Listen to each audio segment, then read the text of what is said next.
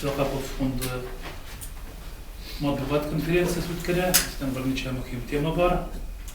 Беренчесе безнең менә Камвалиевның беренче концерты Казанда булачак. Һәм тагын бер бик мөһим вакыйга. Безнең 26 мартта Мәскәүдә бик зур кичә булачак. Ул Хайдарбеевич Низкалов кичәсе. Һәм безнең фонд хәзер әлбәттә дәүләт җитәкчелеге белән бик зур бер проектны тормышка ашыра. Ул да булса, Гөлнур өлкәсендә Штрафовка һәм Хайдарбеевичка һәйкәл салу. Сөйләшә башладылар буга инде сез зур көтәләр радиога бит тә Худсовет. Мин моны ике куллап браво дип әйтәм.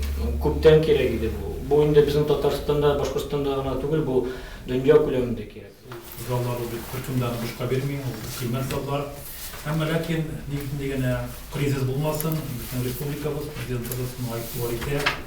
Һәм мин уйлыйм, ул бик авыр эшләр булса да, хәзер инде нефт бәясе төшә бара диләр, әлбәттә 10 нәрсәләр. $10 зарар бин кысайлар карыйм, бит кирәк бар. Бер бензин хакы төшмәй. Безнең туган якларыбызда Түбән Новгород өлкәсендә Штрафовны, Хайдарбеевичның ядкарын кадерләп саклыйлар. Ел саен аларның истәлегенә багышлап зур җыр, моң бәйрәмнәре үтә.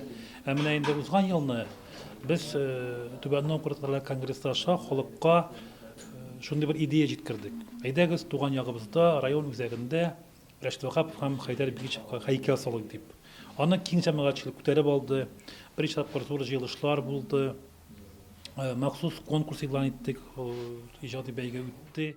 Быел бит безнең туган ягыбызда федераль Сабантуй булырга тиеш. Һәм без тәкъдим иттек, әйдәгез федераль Сабантуй вакытында шул ике бөек татар җырчысы, Татарстанның халык артистларына һәйкәл ачык дип. Бу идеяны Аллага шөкер безнең президентыбыз Рөстәм Миңнеханов яклап чыкты. Бегичевка, Вагаповка һәйкәл Татарстан бүләге булачак. Һәйкәлсезлек безнең Казан өчен дә бик зур проблема. Казанда Штрафовка һәйкәл ачу турында хөкүмәтнең махсус карары 2007 елны инде кабул ителде. Әмма ләкин безнең бик зур проблемабыз, безнең рәсми карары кабул ителә, алар үтәлми. Дөньяда татар җырчысына беренче һәйкәл була. Безнең Акту авылында Штрафовка бюст ачылды. Аның тугына 100 ел тулган көнне 2008 елны, әмма ләкин тулы куәткә зур композиция итеп һәйкәлнең татар җырчысына ачылганы юк иде. Безнең бар татар шагыйрына һәйкәл, татар шагыйрьләренә, татар композиторына һәйкәл бар, татар рәссам, скульпторга һәйкәл бар. Әмма ләкин бүгенге көнгә кадәр татар җырчысына менә шундый зур монументаль һәйкәлнең ачылганы юк.